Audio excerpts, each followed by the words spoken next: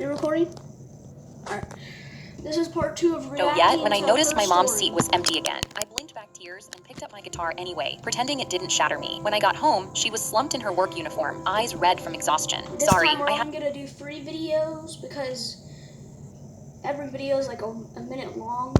pick up another shift. I And just nodded, but my body shook with rage. Ever since I picked up a guitar at 7, being a musician was my dream, and she never showed up to support me once. Why was work always more important than me? But the night that changed everything was my final showcase before college. My heart pounded as I peeked through the curtains and saw the Juilliard scouts waiting, the ones who could decide my whole future. I called my mom, nervous. Please, Mom, I need you here. This show decides everything. She just sighed. I can't. You'll understand one day. I didn't know what she meant, and something in me snapped. No, you're a terrible mother, and you never believed in me. I hung up and walked on stage, playing angrier than I right there to the mom. ever had. But when it ended, my phone buzzed with her name, and my heart leapt. Maybe she came. I picked up, and a stranger's voice answered. Are you her daughter? Yes, I whispered. This is the hospital. Your mother collapsed at work. I'm so sorry. We couldn't revive her. The phone slipped from my hand, and I collapsed, sobbing. I couldn't understand why she'd work herself to death over a job until the next day. The next morning, I sat frozen on my floor, phone still in my hand. It buzzed, and when I opened the email, I'd gotten into Juilliard, the dream I'd chased since I was 7. Then I saw the But who's gonna pay for the rent? Like, who's gonna pay for the rent?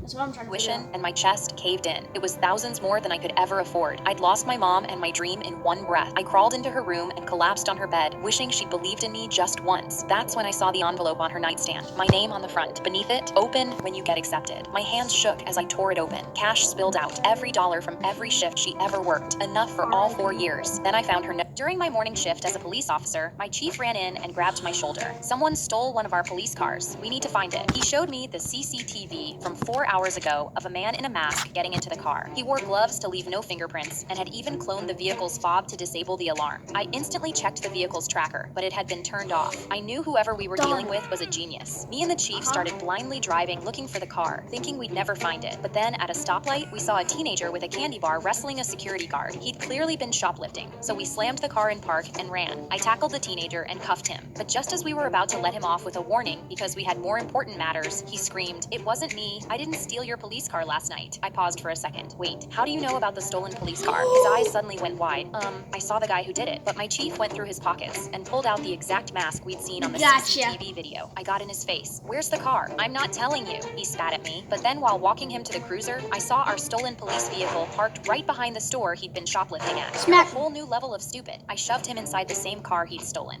During my morning shift as a police Welcoming summer. my parents surprised my twin brother with a BMW for his Now we can do 16th one more birthday. video I stood after in the this. driveway holding my bus pass. What about me? My dad didn't look up. What After about you? this, I we're crossed doing, my his arms. story. I saved $800 and asked you for help to buy a car. You told me no. You always choose him over me. Killian laughed. The bus will do for you. I pocketed the bus pass and swore I'd keep it until the day I proved them wrong. And that same day, I bought a car for $800. There's Mr. Wilson. The door was Again. loose. The engine barely had oil spitting The out, but I last was going to video. make it work. I found a guy on YouTube who rebuilt engines, and I watched the same video 4 times, pausing and rewinding until I understood what he was doing with his hands. When I finally got the hang of it, my twin brother pulled up into our driveway. You paid $800 for this piece of crap? He laughed. I guess Wait, it is does this the last video? Yeah. match your vibe. For 6 months, I rebuilt the whole thing in our driveway by myself while the neighbors watched. No, Nobody we're in my doing family one said a video word after about this. it. But one day, when I was almost finished, a woman interrupted me. My AC died last week. You think you could take a look? I laughed. I'm not a mechanic. I just watch YouTube videos. She looked at the engine I'd just put back together. Close enough. She came back the next week with her husband's truck. He came back with his coworker's Jeep. When I graduated high school, I rented a garage across town and put up a sign. So many customers came that I didn't even bother going to college. And I guess word got around because one day, my twin brother Killian called. Hey, my BMW broke down and mom says you work in a garage, so can you fix it? I laughed. Sure. Killian pulled up in a tow truck, and when he got out, he froze. 6 restored cars were lined up outside. A 1967 Mustang, a Porsche 911, a blacked out Corvette. He walked past them Those like are he was some in a nice museum. cars, Whose shop dude.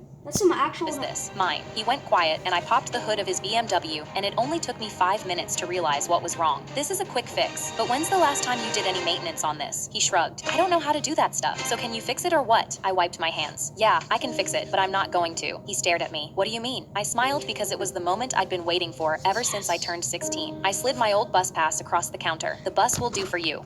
My I hope the brother last Jason was a video is psychopath really who short. never got caught. When Yeah, he was short. 12, he destroyed my Xbox with a hammer. But the second my dad walked in, he dropped the hammer at my feet and cried that I hit him with it. My dad looked around, then walked away. Then Jason set my bed on fire while I was in it. I jumped off as the flames spread, and my dad ran in and saw Jason holding the lighter. Jason quickly said I'd set my own bed on fire and gave him the lighter to frame him. My dad put out the flames and walked away without a word. But next Sunday, our mom was in the kitchen making dinner, and she was facing away from the hallway. Suddenly, my dad walked into the hallway with Jason and pulled a knife out of a drawer. My dad gave it to Jason and told him, "I want you to go hurt mom." Jason shook his head and said, "I'm not a bad kid. I can't do something like that." No. But my dad smiled and replied, "I've seen you set the bed on fire. I know you got it in you. I took out a life insurance policy on her, and we can split the money." Jason's face changed, and he smiled, and my dad pointed at mom in the kitchen with her back turned. I was frozen Oh on my the God, I couch, just and fell off Jason my slowly chair. walked towards I just almost fell out my chair, dude.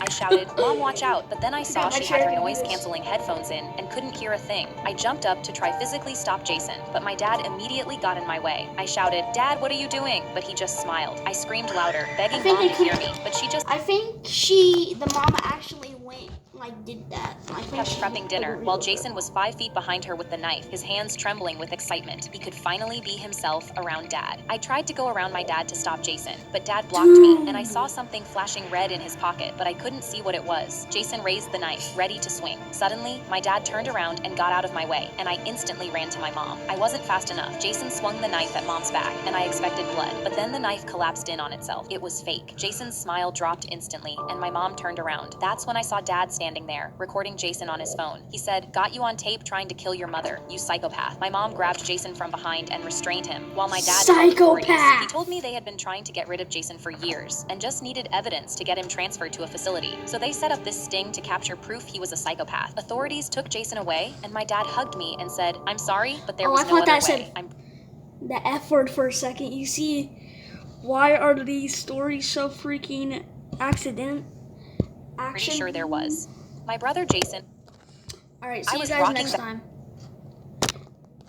If we have enough time, do we have enough time? We have one last Back video. and forth on my We best have- friend's rocking horse when it threw me across her bedroom. When I looked up, her brother was in the doorway holding a screwdriver, grinning like he'd been waiting for me to do that all afternoon. I gasped because he'd loosened it and stayed to watch me fall. My best friend Allie went red, and I followed her as she stormed down the hall shouting this for their video mom. ends, He it's not unscrewed my her fault horse. She because could have the- cracked her head. Their mom the didn't screen look up from her recorder- phone. Boys like to that's have me. fun. And anyway, he wouldn't do that. Were you two jumping on it again? Her brother leaned on the wall laughing.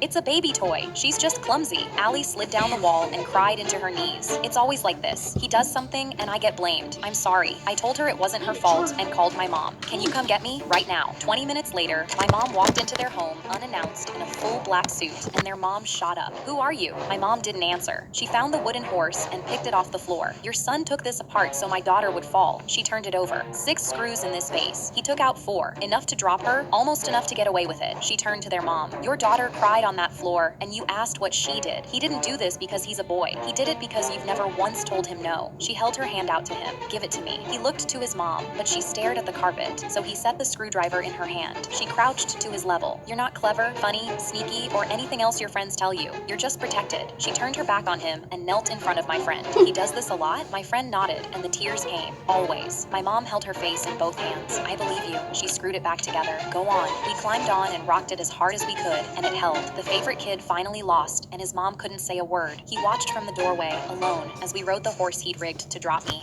I was rocking. All right, guys, we're done.